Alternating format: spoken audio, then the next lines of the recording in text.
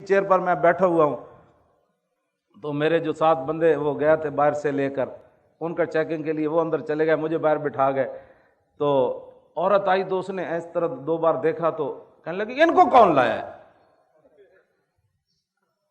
تو وہ کہنے لگے ہم لائے۔ انہوں نے کہا تمہیں اور بندہ کوئی نہیں نظر آیا؟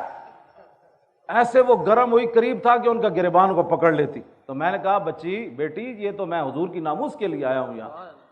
تو میں نے پولیس والوں کو کہا، میں نے کہا جلدی مجھے اندر لے جاؤ ورنہ یہ عورت تمہیں مارے گی۔ اب سمجھ آ جائے نا تو پولیس کی وردی پہنے ہوئے بھی سمجھ آ جاتی ہے۔ کیوں جی؟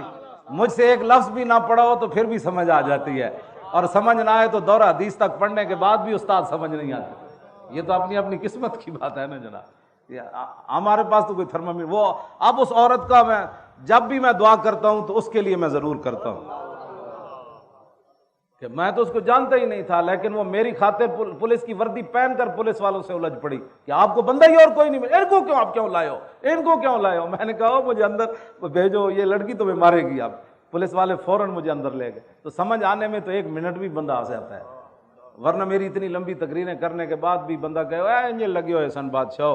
تو اچھا ہوا میں جیلوں میں گیا، گھسیٹا گیا۔ ان کو پتہ ہے کہ جب ظالم اپنے ظلم پر اتر آتا ہے نا، ظالم ظالم ہی ہوتا ہے۔ ہاں جی، وہ تاریخ طبری میں امام علی مقام کا خطبہ موجود ہے، آپ محرم میں وہ پورا پڑھ کے سنائیں کہ امام علی مقام کیوں آئے۔ تو جب آدمی ظلم پر آتا ہے نا تو امام علی مقام نے ان کو فرمایا جانتے ہو میں حسین ابن علی ہوں؟ تو جب ظلم پر اتر آتا ہے تو وہ کہنے لگے ہم تو آپ کو جانتے ہی نہیں ہیں، آپ کون؟ ظالم تو ظالم ہی ہوتا ہے نا، وہ تو حسین کو بھی نہیں پہچانتا جن کی شکل و صورت بھی رسول اللہ جیسی تھی۔ ہاں جی، نہیں کرتے، ہاں ظالم ظالم ہی ہوتے۔ تو وہ اچھا ہوا مجھے میرے ساتھ جیلوں میں ظلم ہوا، پھر میرے گھر برباد کیا، پھر گھر سے مجھے گھسیٹا، پھر اٹھا کر مجھے گاڑی میں پھینکا جیسے بوری پھینکی جاتی ہے۔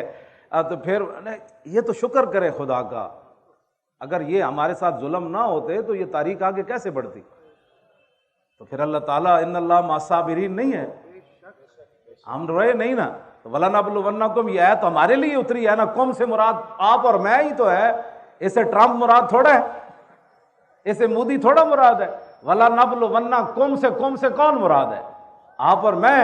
وَلَنَبْلُوَنَّكُمْ بِشَيْءٍ مِّنَ الْخَوْفِ وَالْجُوعِ وَنَقْصٍ مِّنَ الْأَمْوَالِ وَالْأَنفُسِ وَالثَّمَرَاتِ، ان ساری چیزوں کی آزمائش آپ سے بھی ہونی ہے اور مجھ سے بھی ہونی ہے۔ جب یہ آزمائش ہو جائے گی تو پھر آگے کیا ہوگا؟ وَبَشِّرِ الصَّابِرِينَ الَّذِينَ إِذَا أَصَابَتْهُمْ مُصِيبَةٌ قَالُوا إِنَّا لِلَّهِ وَإِنَّا إِلَيْهِ راجعون۔ وہ مجھے میں نے نا جتنا بھی انہوں نے مجھے گھسیٹا، پھر وہ آگے پھینکا، وہ میرے سر سے پگڑی بھی اتر گئی، تو میں نے وہ اپنی گود میں رکھ لی، ٹوپی میں نے سر میں پہن لی، تو وہ پھر بھی میں ہنس رہا تھا۔ تو وہ پولیس والے کہنے لگے آپ ہمارے ساتھ مذاق کرتے ہیں؟ تو میں نے کہا آپ کا میرا مذاق بنتا نہیں ہے۔ کہنے لگا پھر آپ ہنستے کیوں ہیں؟ تو میں نے کہا اس لیے میں ہنس رہا ہوں کہ جن کو خوش کرنے کے لیے تم نے میرے گھر اتنا تباہی مچائی، مجھے گھسیٹا اور مجھے ایسے پھینک رہے ہو، اور مجھے تم نے گرم چادر بھی نہیں لینے دی، کہا کہ چل مولوی کو لائے چلو، چلو مولوی کو لائے چلو، یہ مولوی ہے؟ ہاں یہ۔ میں کہا میرا نام خادم حسین۔ کہا اچھا تو ہے، پکڑو اس کو۔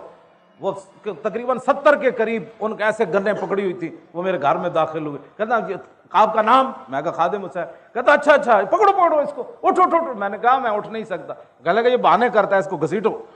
تو مجھے تو میں ہنس رہا تھا، تو وہ کہنے لگے آپ ہنستے کیوں ہیں؟ میں نے کہا جن کو خوش کرنے کے لیے آج جو روتے پھرتے ہیں ہمیں کیوں نکالا؟ توجہ۔ میں تو نہیں رویا، مجھے کیوں گھسیٹا؟ کیوں نہیں، میں واقعی نہیں رویا، مجھے کیوں گھسیٹا؟